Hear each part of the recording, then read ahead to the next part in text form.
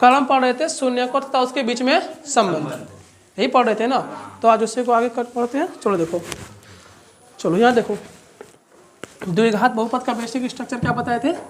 ax² plus bx plus c, यही था ना, जिसमें कि a is not equal to 0, a is not equal to 0, और जहाँ पर a, b और c क्या है? वास्तविक संख्या है।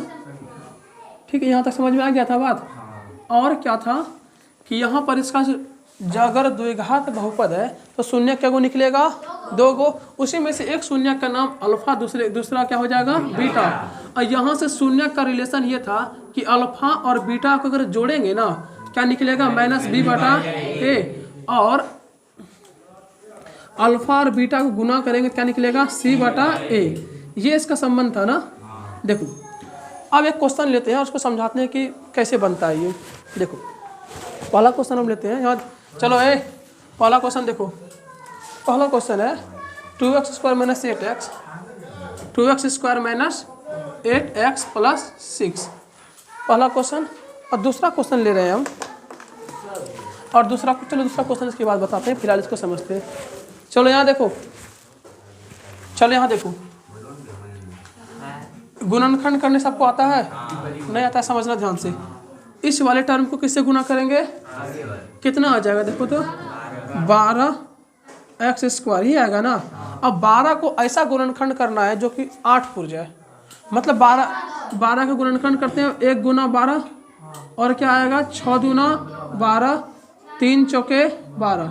अब इस 3 गुणनखंड के जोड़ा से किसी तरीके से हमको 8x पुराना है। तो देखो अगर इसको काम करें, ये क्या हो जाएगा? 12 प्लस 1 कितना हो जाएगा? 13, और 12 माइनस 1 कितना हो जाएगा? 11। इस पेयर से 2 को बन सकता है। इसके बाद देखो 6 प्लस 2 कितना हो जाएगा? 8, और 6 में 2 गया 4। इस पेयर से यही 2 को बनेगा। अब इससे देखो, यहाँ देखो 3 प्लस 4 और क्या हो जाएगा? 4 माइनस 3, इतना सा बन सकता है ना।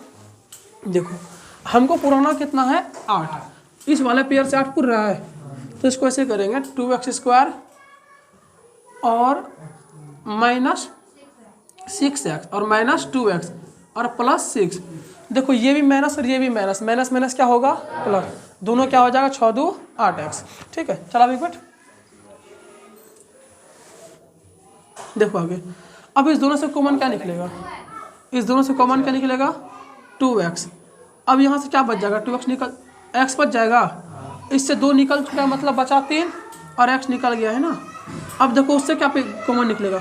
बात शांत करो तो। 2 कॉमन निकाल लेंगे, कितना बचेगा? x - 3। यहाँ से कितना हो जाएगा? 2x - 2 और x - 3। यहाँ तक बात आ रहा है समझ में?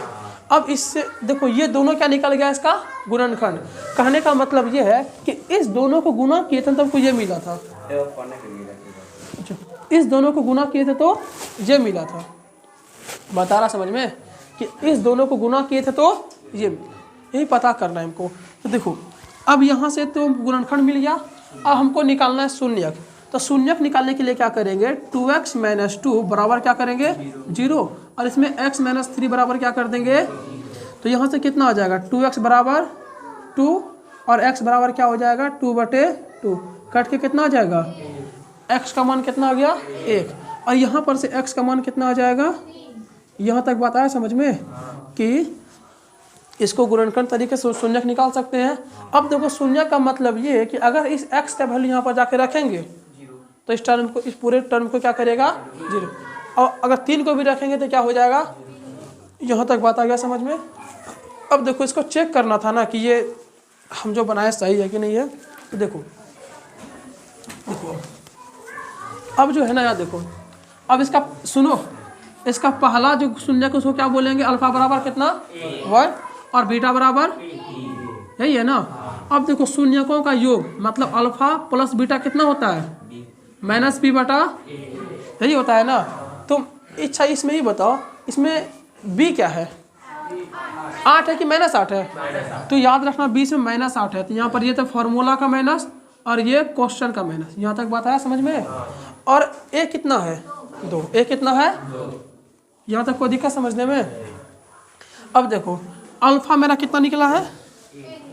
1। बीटा कितना निकला है? 3 1 और माइनस माइनस 8/2 ही होगा ना। कट के कितना आ जाएगा? मतलब ये 4 बराबर 4 आ गया। इसका मतलब चेक भी कर लिए, ये सही समझ में आ गया। और आगे देखते हैं, ये तो अल्फा प्लस बीटा किए थे ना, अल्फा गुना बीटा भी करके।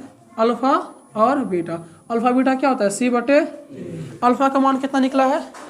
1 और बीटा का मान कितना निकला है? 3 और C का मान कितना है? C का मान 6 और A का मान 3 1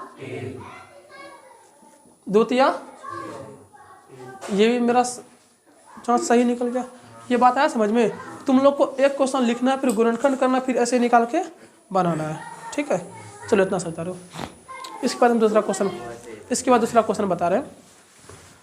चलिए जल्दी उतरें यहाँ तक।